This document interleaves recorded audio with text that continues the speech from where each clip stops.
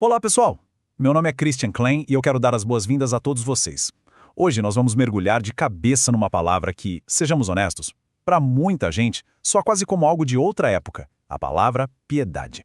É uma palavra que talvez traga à mente imagens de moralidade rígida, algo um pouco fora de moda, talvez até meio pesado. Mas a minha proposta para o nosso tempo juntos hoje é exatamente desafiar essa percepção.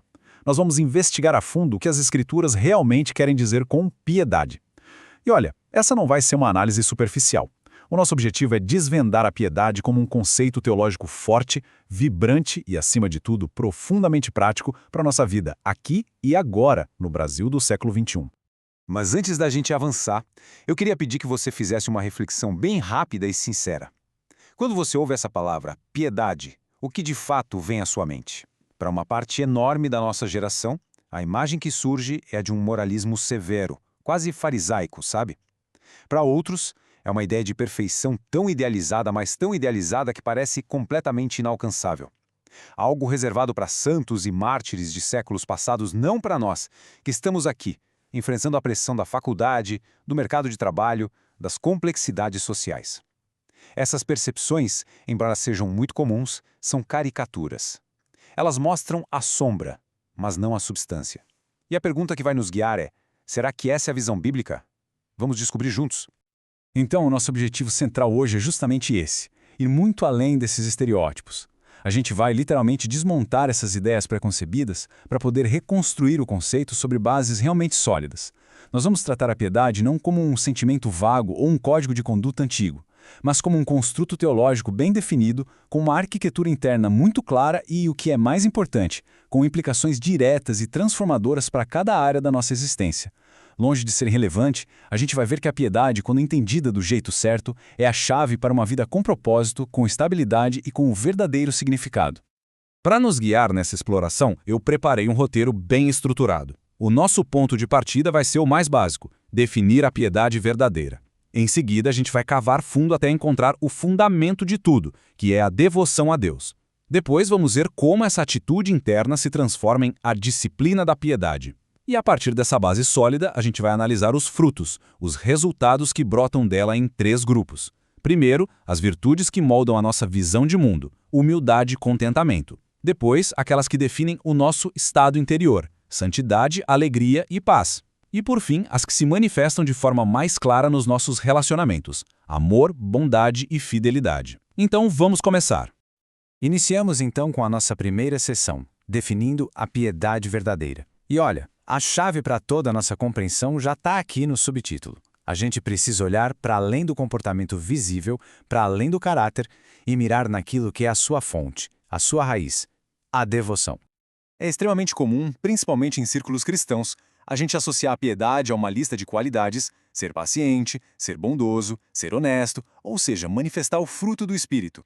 E claro, isso não está errado. Uma pessoa piedosa de fato vai exibir essas características. O problema é quando a gente reduz a piedade a apenas isso. Quando fazemos isso, estamos olhando só para o resultado, para a pontinha do iceberg. Se nosso foco estiver só no comportamento externo, a gente corre um sério risco de cair num legalismo vazio, uma tentativa de produzir frutos sem estar conectado à raiz, o que só leva à exaustão e muitas vezes à hipocrisia. Para nos dar mais clareza, a gente vai usar a definição proposta pelo teólogo Jerry Bridges, que vai servir como a espinha dorsal de toda a nossa análise. Acompanhe a lógica, que é simples, mas profunda. Piedade é, em sua essência, devoção a Deus. Esse é o ponto de partida. A atitude interior é o motor. E essa devoção, quando é genuína, inevitavelmente resulta em algo: uma vida que lhe é agradável. A ordem aqui, pessoal, é absolutamente crucial. A devoção é a causa, comportamento piedoso é a consequência, jamais o contrário. Tentar inverter essa ordem é a receita para o fracasso na vida cristã. Essa analogia da construção civil ilustra o ponto de forma brilhante. Pense na piedade como um edifício. A fundação, sabe, aquela parte que ninguém vê, mas que sustenta toda a estrutura. Essa é a nossa devoção a Deus. E preste bem atenção, é uma atitude do coração, não uma lista de atividades religiosas que a gente faz. A superestrutura, que é a parte visível do prédio, as paredes, as janelas, o telhado, é o nosso caráter, nossa conduta, as virtudes que as pessoas conseguem observar. O elo entre os dois é o cimento. Uma devoção genuína a Deus sempre vai se manifestar em um caráter piedoso. E qual é o erro mais comum que a gente comete? É tentar construir a superestrutura, focando em consertar comportamentos, em polir o caráter, sem antes ter estabelecido uma fundação profunda e sólida de devoção a Deus. É o mesmo que tentar construir um arranha-céu na areia da praia. A estrutura pode até parecer bonita por um tempo, mas não vai resistir à primeira tempestade.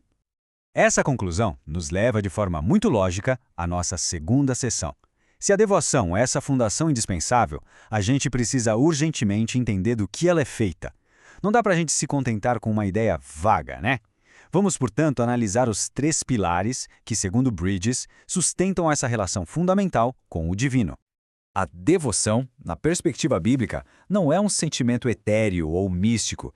É uma atitude bem concreta, estruturada sobre 3 elementos que são essenciais e interligados: o temor de Deus, o amor de Deus e o desejo por Deus. Pense neles como as 3 pernas de um tripé. Se uma delas for fraca ou estiver faltando, toda a estrutura da devoção fica instável. Então vamos analisar cada um desses pilares em detalhe. O primeiro pilar é o temor de Deus. E aqui, gente, a gente precisa fazer uma distinção teológica que é de vital importância.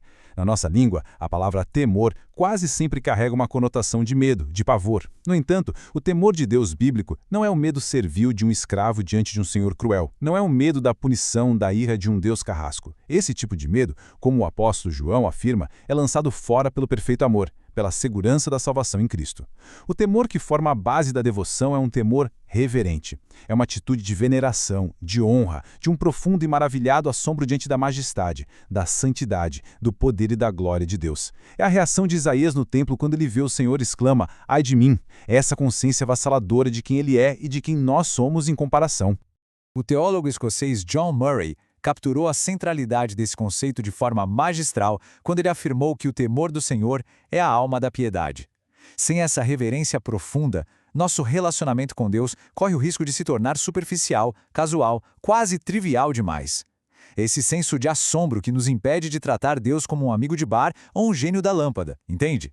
É a consciência da sua santidade que nos leva a levar seus mandamentos a sério e a odiar o pecado, não apenas por causa das consequências, mas porque ele ofende a um Deus tão glorioso. O segundo pilar é o amor de Deus. E, assim como o temor, o amor de que a gente está falando aqui não é um mero sentimentalismo. Ele está firmemente ancorado na rocha da realidade teológica do Calvário. O amor de Deus só pode ser verdadeiramente compreendido e apreciado quando a gente o vê contra o pano de fundo escuro da sua santidade e da sua justa ira contra o pecado. A cruz não foi uma simples demonstração de afeto, foi uma operação de resgate cósmica. Jesus não morreu para nos dar um propósito de vida ou para melhorar nossa autoestima. Ele morreu para nos salvar da condenação eterna que nosso pecado merecia, para nos reconciliar com um Deus santo. É quando a gente contempla o abismo intransponível que a cruz transpôs que a gente começa a vislumbrar a altura, a profundidade e a largura do seu amor. E, finalmente, o terceiro pilar é o desejo por Deus. Essa é a pulsação do coração piedoso, o anseio que ecoa nas palavras do apóstolo Paulo, lá em Filipenses 3, quero conhecer a Cristo. Perceba que Paulo não diz quero conhecer sobre Cristo. Não é um desejo por conhecimento teológico abstrato, por bênçãos materiais ou por experiências religiosas emocionantes. É um desejo pelo próprio Deus. É uma sede por uma intimidade cada vez mais profunda, por uma comunhão real, pessoal e transformadora com a pessoa de Cristo. É o que o salmista expressa no Salmo 42, como a corça anseia por águas correntes, a minha alma anseia por ti, ó Deus. Então, para a gente amarrar os pontos desta sessão fundamental, a devoção, que é a fundação da piedade, não é algo nebuloso ou subjetivo. É uma atitude do coração claramente estruturada, firmada sobre 3 pilares robustos. Um temor reverente que nos enche de assombro diante da majestade de Deus, um amor sacrificial que se maravilha com o custo e a glória do Calvário e um desejo profundo que anseia pela presença e comunhão com o próprio Deus. Esse tripé forma um motor invisível que impulsiona toda a vida piedosa. Agora que a gente estabeleceu a fundação, a devoção, a gente precisa entender como construir sobre ela. Isso nos leva da atitude para a ação. Na seção 3, vamos explorar a disciplina da piedade. A piedade não acontece por acidente, nem por osmose. A instrução do apóstolo Paulo a seu jovem discípulo Timóteo é direta, imperativa e ativa. Treine-se para ser piedoso. A palavra grega original para treinar é gimnazo, de onde vem a nossa palavra ginásio. Isso implica esforço, intenção, repetição e prática deliberada. E aqui a gente se depara com um dos princípios teológicos mais importantes e práticos de toda a Escritura, que o Jerry Bridges chama de o princípio da dupla dinâmica. A Bíblia nos apresenta duas verdades que, à primeira vista, parecem estar em tensão, mas que, na verdade, operam em perfeita harmonia. De um lado, a gente tem a nossa responsabilidade. A ordem é clara: treine-se, desenvolvam a vossa salvação. Nós não somos agentes passivos. Do outro lado, a gente tem a nossa total dependência divina. O mesmo Paulo que nos manda agir afirma que é Deus quem efetua em vocês tanto querer quanto realizar. Nós não podemos mudar nossos próprios corações. Essa é uma obra exclusiva do Espírito Santo. O ponto crucial é este: nós agimos, mas agimos na força que Deus soberanamente provê. É 100% nossa responsabilidade e 100% dependência dele. A gente corre a maratona, mas é ele quem nos dá as pernas, o fôlego e a pista. Mas como, na prática, a gente realiza esse treinamento? O Ginásio da Piedade tem como seu principal equipamento a Palavra de Deus. A organização Os Navegantes popularizou um método mnemônico útil usando 5 dedos da mão. Primeiro, ouvir atentamente o ensino fiel da palavra através de pastores e mestres qualificados se submetendo à pregação expositiva. Segundo, ler a Bíblia de forma consistente e sistemática, para ganhar uma visão panorâmica da história da redenção e para ter comunhão diária com Deus. Terceiro, estudar a palavra, o que demanda um esforço maior de análise, de pesquisa e de uso de ferramentas para aprofundar a compreensão de passagens específicas. Quarto, memorizar versículos e passagens-chave, para que o Espírito Santo possa trazê-los à nossa mente em momentos de tentação, de dúvida ou de necessidade de encorajamento. E, finalmente, o mais negligenciado de todos, meditar. Meditar não é esvaziar a mente, mas é enchê-la com a verdade, ruminando sobre a palavra, pensando profundamente no seu significado e, o que é crucial, na sua aplicação pessoal, até que ela desça da mente para o coração. Para sintetizar esta sessão, a mensagem é bem clara. A piedade não surge de forma mágica ou automática através de uma experiência mística. Ela é o resultado de um treinamento deliberado, disciplinado e perseverante. E a chave para esse treinamento é manter em equilíbrio a tensão bíblica entre a nossa responsabilidade de nos engajarmos ativamente com os meios da graça, especialmente a absorção da palavra de Deus, e a nossa humilde e total dependência do Espírito Santo, que é o agente soberano da transformação em nossas vidas. Tendo estabelecido a definição, a fundação e a disciplina da piedade, chegamos agora ao momento de ver como essa realidade interna começa a se manifestar externamente.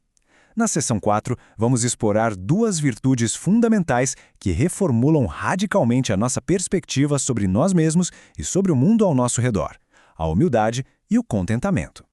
Antes de analisarmos as virtudes específicas, a gente precisa entender o mecanismo bíblico da transformação do caráter.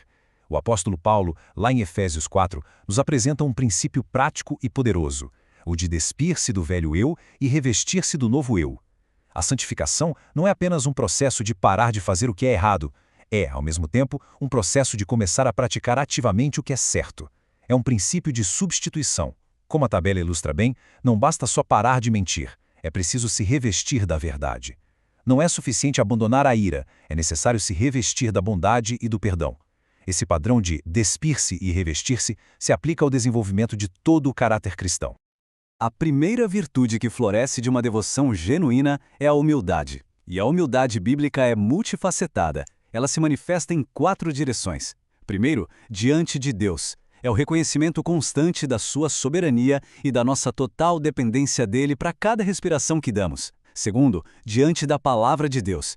É a atitude de um coração ensinável, que treme diante da sua verdade, pronto para obedecer sem questionar, como o rei Josias. Terceiro, diante de nós mesmos. É a habilidade de, como Paulo, atribuir qualquer sucesso, talento ou conquista unicamente à graça de Deus, dizendo: pela graça de Deus eu sou o que sou.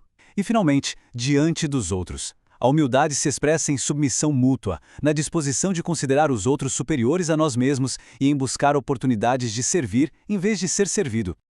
A segunda virtude que transforma a nossa perspectiva é o contentamento.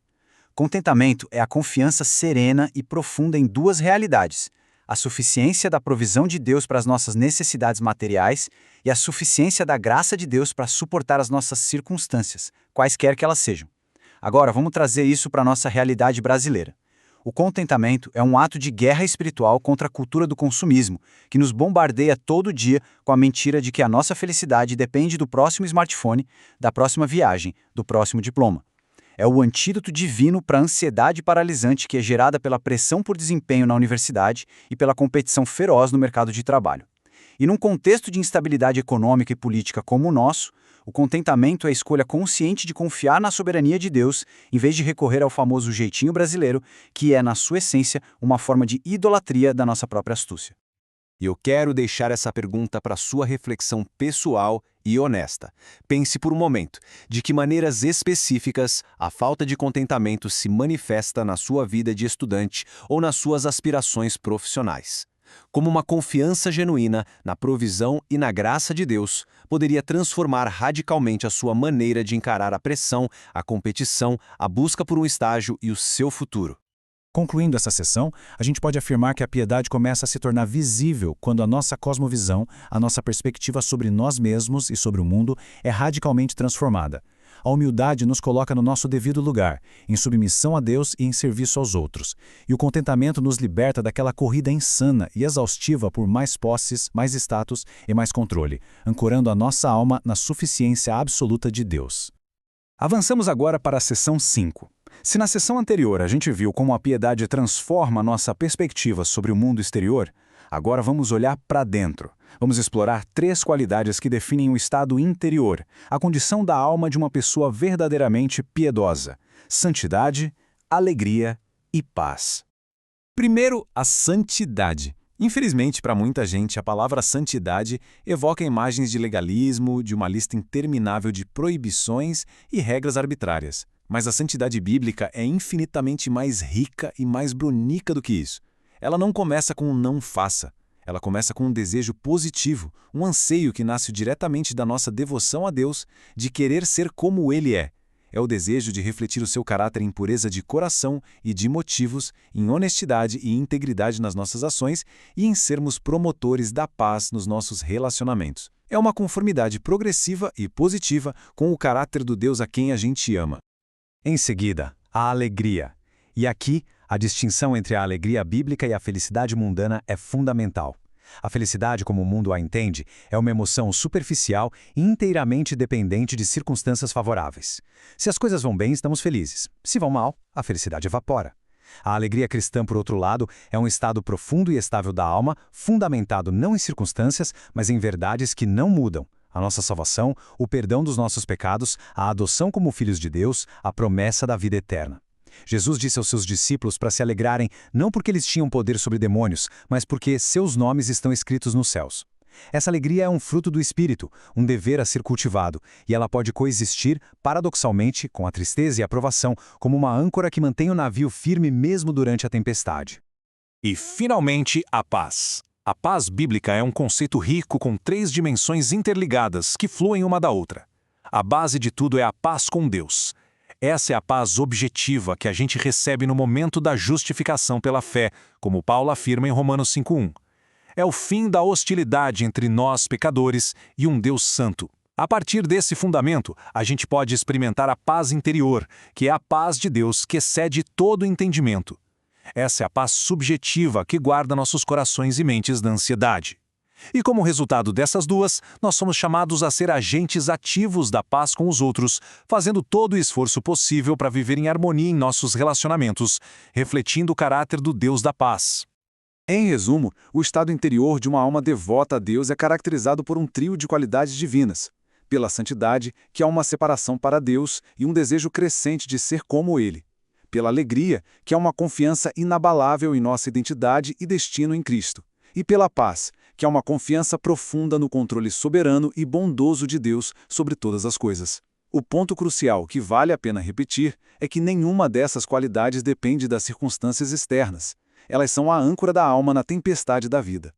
Chegamos à nossa última sessão de análise das virtudes. Na sessão 6, vamos ver como a piedade, que começa no coração e transforma nosso interior, se manifesta em sua expressão máxima, em nossos relacionamentos com as outras pessoas. Vamos focar em 3 virtudes relacionais por excelência: o amor, a bondade e a fidelidade. O apóstolo Paulo, em sua carta aos Colossenses, depois de listar uma série de virtudes, eleva uma delas a uma posição de supremacia. Acima de tudo, revistam-se do amor. O amor não é apenas mais uma virtude na lista. Ele é o elo perfeito. É a virtude que une, que dá forma, sentido e beleza a todas as outras. Humildade, paciência, bondade, todas elas encontram sua expressão mais plena e autêntica quando são motivadas e permeadas pelo amor. Sem amor, as outras virtudes podem se tornar frias, mecânicas e até mesmo uma forma de autojustiça. Mas o que é esse amor na prática, para além da definição poética? O apóstolo João, em sua primeira carta, nos oferece duas definições funcionais e concretas. Primeiro, o amor dá. A maior demonstração de amor da história foi o ato de Jesus de voluntariamente dar a sua própria vida por nós. O amor, portanto, se mede não por sentimentos, mas pela nossa disposição de dar nosso tempo, nossos recursos, nossa atenção a nós mesmos em favor dos outros, mesmo que isso tenha um alto custo pessoal. Segundo, o amor perdoa. O amor de Deus por nós se manifestou ao enviar Jesus como sacrifício que aplacou a ira divina e tornou possível o nosso perdão. Portanto, nosso amor pelos outros se manifesta de forma poderosa em nossa disposição de perdoar sacrificialmente, abrindo mão do nosso direito à vingança e à amargura. A bondade, por sua vez, pode ser definida como amor em ação. Não é apenas um sentimento de amabilidade ou uma disposição passiva. É a tradução desse sentimento em atos concretos e proativos. É o desejo ativo de promover o bem-estar, a felicidade e o florescimento dos outros. A descrição que o livro de Atos faz do ministério de Jesus é maravilhosamente simples e profunda. Ele andou por toda parte fazendo o bem. A bondade é o amor que se move, que busca, que serve. Por fim, a fidelidade. Essa virtude robusta abrange honestidade absoluta, confiabilidade total e lealdade inabalável. Em nosso contexto cultural brasileiro, a fidelidade é o antídoto direto e contracultural para a mentalidade do jeitinho, que busca brechas, atalhos e vantagens pessoais, frequentemente à custa da integridade e da confiança. Ser fiel é ser alguém cuja palavra é uma garantia. É cumprir seus compromissos, pagar suas dívidas, manter seus votos, mesmo quando se torna difícil, inconveniente ou custoso. É ser uma pessoa em quem os outros podem confiar completamente, porque seu caráter reflete o caráter do Deus, que é fiel e verdadeiro. Concluindo essa sessão final sobre as virtudes, podemos dizer que a piedade, que nasce na devoção e amadurece no interior, encontra seu teste final e sua expressão mais completa em nossos relacionamentos. O amor é a virtude suprema que amarra todas as outras e ele se torna tangível e visível no mundo através de uma bondade que age e de uma fidelidade que persevera, refletindo o próprio caráter de Deus para com as pessoas ao nosso redor. Ao chegarmos ao final da nossa análise, esta declaração passional do apóstolo Paulo encapsula perfeitamente a natureza da jornada e da piedade. Não é um estado estático, um destino que a gente alcança de uma vez por todas. É uma busca dinâmica e contínua, é uma corrida. É um prosseguir constante, dia após dia, para o alvo, com os olhos fixos no prêmio celestial. É um processo de crescimento que dura a vida inteira, impulsionado pela graça de Deus. Vamos recapitular, então, as conclusões principais desta nossa jornada.